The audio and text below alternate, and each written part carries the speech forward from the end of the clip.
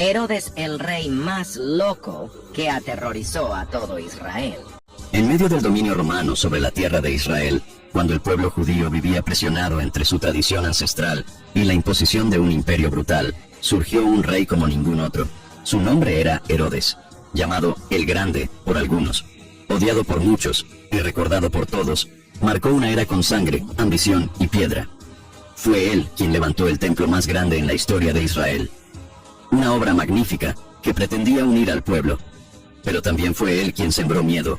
Mató a sus propios hijos y convirtió el trono en una prisión. ¿Cómo puede un solo hombre representar, al mismo tiempo, la gloria arquitectónica y el terror político? En este documental, vamos a seguir paso a paso el ascenso, el imperio y la caída de aquel que sería recordado como el rey más loco que Israel haya tenido. La historia de Herodes no comienza en Jerusalén, sino en una tierra al sur, con raíces que incomodaban a los judíos más devotos. No era descendiente de David, no venía del linaje real de Judá. Su sangre era idumea, y eso, para muchos judíos de la época, ya era razón suficiente para cuestionar cualquier pretensión al trono de Israel. Los idumeos eran descendientes de Esaú, el hermano de Jacob, y durante siglos vivieron en conflicto con los israelitas.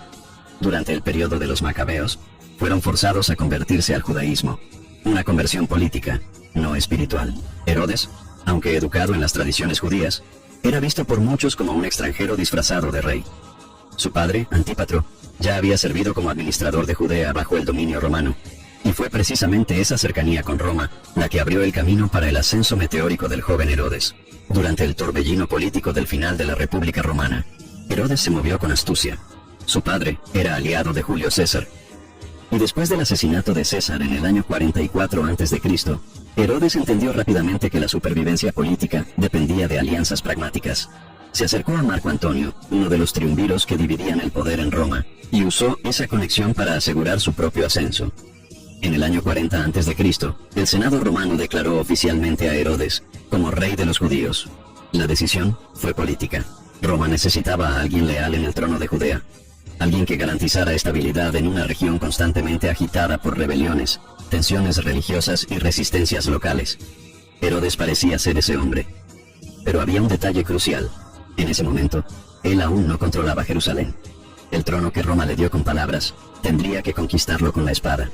Jerusalén estaba bajo el dominio de los Asmoneos, una dinastía que aún tenía cierta legitimidad ante el pueblo judío. Antígono, segundo Matatías, nieto de Aristóbulo II, era el gobernante de la ciudad, y a diferencia de Herodes, tenía sangre real y apoyo popular. Pero Herodes contaba con el apoyo de Roma y con soldados romanos. En los años siguientes, Herodes libró una guerra brutal para tomar Jerusalén. La resistencia fue feroz. La ciudad sagrada, ya marcada por siglos de conflictos, volvió a convertirse en escenario de dolor y destrucción. En el año 37 a.C., después de un asedio despiadado, Herodes finalmente entró en Jerusalén. La victoria, sin embargo, fue manchada de sangre. De acuerdo con relatos históricos, Herodes autorizó la ejecución sumaria de miembros de la dinastía Asmonea, temiendo cualquier amenaza a su recién adquirido trono. Antígono, el último de los Asmoneos, fue capturado y enviado a Roma, donde terminó ejecutado, el primer rey capturado por Roma en ser decapitado. Para los judíos, eso no era solamente una victoria romana, era la aniquilación de toda una era. Herodes, ahora rey de facto, inició un reinado sin precedentes, pero desde los primeros días gobernaba bajo una sombra. La conciencia de que su trono era sostenido por Roma, no por aceptación popular. Sabiendo eso, intentó consolidar su posición a través del matrimonio. Se casó con Mariamne, nieta del sumo sacerdote Hircano II, perteneciente al linaje asmoneo. Fue una jugada calculada. Al unirse a la descendencia real de Israel, Herodes buscaba legitimar su autoridad ante el pueblo. Pero esa alianza también sería una fuente constante de tensión y desconfianza, tanto política como personal, que más tarde le costaría muy caro. Tras bambalinas en el palacio, la inestabilidad era constante. Herodes mantenía sus ojos en todas partes: espías, guardias, consejeros leales solo mientras les fuera conveniente. Sabía que su poder venía de la fuerza, y que cualquier señal de debilidad podría ser el inicio de su caída. Además, su relación con Roma requería una habilidad diplomática constante. Después de la derrota de Marco Antonio y Cleopatra en la batalla de Accio en el año 31 a.C., Herodes no dudó. Cambió su lealtad a Octaviano, el futuro emperador Augusto. Fue hasta él personalmente, en Rodas, para asegurar su lugar en el nuevo escenario político. En vez de ocultar su alianza anterior con Marco Antonio, Herodes adoptó una postura audaz, confesó su lealtad pasada y juró fidelidad al nuevo emperador. Octaviano quedó impresionado. En vez de castigarlo, lo confirmó en el trono e incluso amplió sus dominios. Era una lección sobre el tipo de rey que sería Herodes, político hasta el último cabello, dispuesto a todo para mantener el poder. Su fidelidad no estaba en la gente, ni en la fe de sus antepasados. Estaba en Roma, y en sí mismo. Pero esa alianza con los romanos tenía un costo alto. El pueblo judío veía a Roma como una fuerza pagana, opresora, invasora. Tener un rey que besaba los pies del César era un insulto a la esperanza mesiánica que crecía en muchos corazones. La Torá, los profetas, las promesas de Dios hablaban de un rey justo, enviado desde lo alto, nacido de David, ungido por el Señor. Herodes era lo opuesto, puesto por hombres, sostenido por César, y sin temor del Altísimo. Esa tensión entre el poder secular de Roma y la identidad espiritual judía marcaría todo el reinado de Herodes. Para los líderes religiosos, era un usurpador. Para el pueblo sencillo, un tirano. Para Roma, un aliado útil. Para sí mismo, el rey legítimo que debía probarlo todos los días. La violencia no era un recurso esporádico. Era parte esencial del mantenimiento del poder. Herodes no dudaba en usar la fuerza. Estableció una guardia personal poderosa, formada por extranjeros. Tenía mercenarios a su servicio. Cualquier rebelión, cualquier oposición, incluso palabras, eran tratadas como amenaza directa al trono. Y esa brutalidad no se reservaba solo a enemigos externos. Dentro del palacio, hermanos, suegros, primos e incluso hijos vivían bajo sospecha constante. Pero Herodes también era ambicioso. No se conformaba con reinar. Quería dejar su huella en la historia. Su gobierno era una mezcla compleja de paranoia y grandeza. A medida que consolidaba el poder, comenzaba a pensar en construir, en expandir, en impresionar. Jerusalén, la ciudad que tomó por la guerra, sería también la ciudad donde buscaría ser recordado con honor. Y fue ahí donde comenzó a surgir la imagen paradójica de Herodes, el rey que imponía terror con una mano y erigía maravillas con la otra. Por ahora, lo que lo sostenía era el miedo. El pueblo no lo amaba. Los sacerdotes lo toleraban. Los fariseos lo despreciaban. Pero nadie se atrevía a enfrentarlo abiertamente. Y así, sobre los escombros del último rey Asmoneo, sobre la humillación de una ciudad sagrada ocupada, y bajo la bendición de un imperio extranjero, Herodes se estableció como el hombre más poderoso de Judea. Pero el trono que ocupaba era, al mismo tiempo, su mayor carga. Detrás de los muros del palacio, donde tapices ocultaban susurros, y donde cada sirviente podía ser un informante, Herodes vivía en alerta constante. Porque él sabía, no era amado. Y quien no es amado, necesita ser temido. Herodes no quería ser solamente un rey impuesto por Roma. Quería ser recordado. Quería entrar en la historia no solo como el gobernante de Judea, sino como el mayor constructor que Israel haya visto. Si no podía conquistar el corazón del pueblo por su origen, intentaría conquistarlo con piedra, mármol y oro. Y así comenzó uno de los proyectos de construcción más ambiciosos de toda la antigüedad. La obra más impresionante fue el Templo de Jerusalén, aquel que existía desde los días de Zorobabel, modesto en comparación con el Templo de Salomón, fue completamente renovado. Herodes no destruyó el templo, pero lo amplió, lo engrandeció, lo transformó en algo digno de admiración incluso para los romanos. Las dimensiones del patio fueron multiplicadas. El propio monte sobre el que se levantaba el templo fue expandido artificialmente. Bloques inmensos de piedra fueron colocados con precisión milimétrica. Fue una hazaña de ingeniería monumental. El pueblo judío, aunque desconfiado, no pudo ignorar la grandeza de la obra. Era el templo del Señor, y ahora era visible desde lejos, resplandeciente al sol, imponente sobre Jerusalén. Pero había algo incómodo. Por más hermoso que fuera el santuario, el nombre que estaba detrás de él era el de un rey no amado, un rey romano, un idumeo, y eso impedía su aceptación plena. Además del templo, Herodes construyó ciudades, fortalezas y palacios por toda la región. En Cesarea Marítima, a orillas del Mediterráneo, levantó un puerto artificial con infraestructura avanzada para la época, además de templos, acueductos y arenas.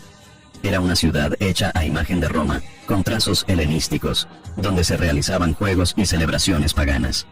En el desierto, mandó edificar Masada, una fortaleza casi inaccesible en lo alto de un risco, para servir como refugio en caso de revuelta. También levantó el Herodión, una fortaleza-palacio con vista estratégica sobre el territorio. Construyó en Samaria, en Jericó, en Antipátride. Palacios de invierno, teatros, arenas. Un imperio de piedra. El impacto económico de estas obras fue inmenso. Generaron empleos, comercio y dinamizaron el territorio. Pero también exigieron impuestos altos, trabajo forzado y desplazamientos de población. La arquitectura monumental de Herodes tenía un precio, y ese precio lo pagaba el pueblo. Aún así, había una intención clara. Herodes quería ser aceptado. Detrás de cada muro construido, existía el deseo de aprobación. Quería ser recordado como un rey glorioso, como alguien que dejó un legado, como alguien digno de la admiración incluso de quienes lo odiaban. Pero mientras sus palacios crecían, crecía también dentro de él otro tipo de construcción, más oscura, más invisible, más corrosiva: la paranoia. Herodes no confiaba en nadie. Sus enemigos externos eran conocidos. Estaban los fariseos, que lo veían como un tirano extranjero, los zelotes, que soñaban con la liberación del yugo romano, y los sacerdotes, que consideraban ilegítima su autoridad. Pero los enemigos que más lo asustaban eran los que vivían dentro del palacio. A partir de cierto momento, Herodes comenzó a ver conspiraciones por todas partes. Cada gesto, cada silencio, cada mirada era interpretada como una amenaza. Esa desconfianza empezó a devorar a su propia familia. Desconfiaba de su esposa Mariamne, a quien amaba profundamente, al menos en teoría, pero el amor no era suficiente para contener el miedo. Mariamne era del linaje asmoneo, y su presencia en el palacio le recordaba a Herodes que su trono era frágil. Según los relatos de Flavio Josefo, él empezó a sospechar que Mariamne conspiraba contra él. Las acusaciones eran nebulosas, pero bastaron. Después de interrogatorios y manipulaciones de familiares y sirvientes, Herodes ordenó su ejecución. La muerte de Mariamne marcó un punto de ruptura. El rey, antes solamente violento, comenzó a mostrar señales claras de desequilibrio. Lloró por la muerte de su esposa. Entró en colapso emocional, pero no dio marcha atrás, ni pidió perdón. Solo se hundió más. El asesinato de Mariamne fue seguido por la eliminación de otras figuras cercanas. Alejandro y Aristóbulo, hijos de Herodes con Mariamne, fueron acusados de traición y ejecutados. Herodes afirmaba que conspiraban contra él. Otros decían que eran simplemente herederos demasiado legítimos como para ser tolerados. El palacio, que debería ser el lugar más seguro, se convertía en el más peligroso. Nadie confiaba en nadie. Todos estaban bajo vigilancia. Herodes cambiaba los cargos del sacerdocio según su conveniencia. Nombraba y destituía a sumos sacerdotes con facilidad. Aquello que antes era sagrado, ahora se convertía en un instrumento de control. La paranoia no se limitaba a la familia. Se enviaban espías a diversas ciudades. El pueblo era vigilado. Cualquier reunión sospechosa era investigada. Los rabinos eran silenciados. La Torá, interpretada por los fariseos, era vista como una amenaza a la autoridad real. Mientras tanto, Herodes seguía construyendo. Era como si cada piedra colocada fuera un intento de silenciar su propia conciencia. Cuanto más desconfiaba de las personas, más levantaba fortalezas. Cuanto más temía al futuro, más invertía en dejar marcas físicas que aseguraran su recuerdo. Pero esas obras, aunque grandiosas, no lograban ocultar el vacío interno. El alma del rey estaba dividida. Por un lado, la ambición de ser inmortalizado por sus realizaciones. Por otro, el miedo constante de ser traicionado, derrocado, olvidado. En ciertos momentos, intentaba equilibrar ambas fuerzas. Distribuía alimentos en tiempos de hambre. Concedía favores a los líderes religiosos. Mandaba construir sinagogas y pretendía parecer justo. Pero de inmediato ordenaba ejecuciones secretas. Exiliaba opositores. Sofocaba sospechas con mano de hierro. El templo, su proyecto más emblemático, tardaba décadas en completarse. Los judíos veían con admiración la creciente belleza del santuario, pero sabían que había sido construido por un hombre que asesinaba a sus propios hijos. Eso generaba una tensión difícil de ignorar. ¿Cómo aceptar algo sagrado proveniente de alguien tan brutal? Incluso los romanos veían en Herodes una figura contradictoria. Era leal, eficiente, inteligente, pero también impredecible, inestable y cada vez más aislado. Los emperadores de Roma toleraban su locura, siempre que la paz se mantuviera en la provincia. Esa contradicción definía a Herodes. Era al mismo tiempo fuerte y frágil, generoso y cruel, visionario y destructivo. Su mente estaba en guerra consigo misma, y esa guerra ya no podía ser escondida ni por los muros de Jerusalén, ni por los palacios de mármol. El pueblo, cada vez más, se alejaba emocionalmente del rey. Ya no había amor, ni siquiera respeto, solo temor, y el temor no es eterno. El rey lo sabía. Por eso insistía en construir, por eso seguía ampliando el templo, levantando ciudades, dejando inscripciones con su nombre. Quería que las piedras dijeran lo que los hombres no decían, pero lo que no percibía era que, mientras construía muros, destruía puentes. Mientras ampliaba su presencia física, debilitaba su presencia moral. Y mientras se aislaba por miedo a los demás, se convertía en su peor enemigo. Al final de ese periodo, Herodes ya no era solo un rey. Era un prisionero de sus propias sospechas. Una figura grandiosa y trágica, cuya gloria exterior no lograba esconder la ruina interior. y ese desequilibrio creciente lo conduciría hacia el último capítulo de su vida, el más oscuro, el más cruel, el más solitario. En los últimos años de vida, Herodes ya no era el mismo hombre que había tomado Jerusalén con valentía. Tampoco era solo el arquitecto de obras monumentales. Ahora era un anciano enfermo, consumido por dolores físicos y tormentos internos. Sus enemigos más peligrosos ya no estaban en las calles ni en los palacios. Estaban dentro de su mente y dentro de su propia sangre. La ejecución de Mariamne, años atrás, había sido el punto de quiebre. Pero Herodes nunca se detuvo. Después de ella, ordenó la muerte de su suegra, de varios cuñados, de consejeros cercanos y de sirvientes antiguos. Nada era suficiente para calmar su miedo a la traición. Ningún gesto de lealtad bastaba. Sus propios hijos estaban en la línea de fuego. Alejandro y Aristóbulo, hijos legítimos de Mariamne, eran vistos con desconfianza. Tenían sangre asmonea, belleza, carisma, y eran admirados por muchos. Eso los hacía peligrosos. Herodes, incluso ante protestas y súplicas, ordenó sus muertes. Mandó ejecutarlos por supuesta conspiración. Roma fue informada. Augusto, el emperador, habría dicho: es mejor ser cerdo de Herodes que ser su hijo. Años después, otro hijo, Antípatro, también fue acusado de traición. Era el primogénito, criado para heredar el trono. Pero Herodes lo consideró culpable y lo mandó matar. La dinastía, que debía ser perpetuada por esos hijos, fue aniquilada por sus propias manos. El rey ya no gobernaba solo con autoridad, gobernaba con pavor. La corte se convirtió en un lugar de susurros. Cualquier palabra mal interpretada podía significar la muerte. Las personas cercanas evitaban conversaciones privadas. La confianza era imposible. Las decisiones siempre venían con tono de sentencia. Herodes ya no dudaba. La sangre ya no lo asustaba. Mientras tanto, su salud comenzó a deteriorarse. Las fuentes antiguas, como Flavio Josefo, describen una enfermedad cruel. Su cuerpo se pudría en vida. Tenía fiebres constantes, dificultad para respirar, hinchazones internas, llagas incurables. Sufría de gangrena, con gusanos en carne viva. El olor era insoportable. Herodes, el rey glorioso, ahora era rechazado incluso por sus sirvientes. Apenas podía moverse. Gritaba de dolor. Tenía ataques de furia. Mandaba azotar a los médicos. Castigaba a los cuidadores. Culpaba a todos, menos a sí mismo. Fue en ese estado de fragilidad física y emocional que escuchó un rumor. Un grupo de hombres del oriente había llegado a Jerusalén. Estaban buscando a un recién nacido. Decían que una estrella los había guiado hasta allí. Y afirmaban que ese niño sería el rey de los judíos. La historia está registrada en el Evangelio según Mateo.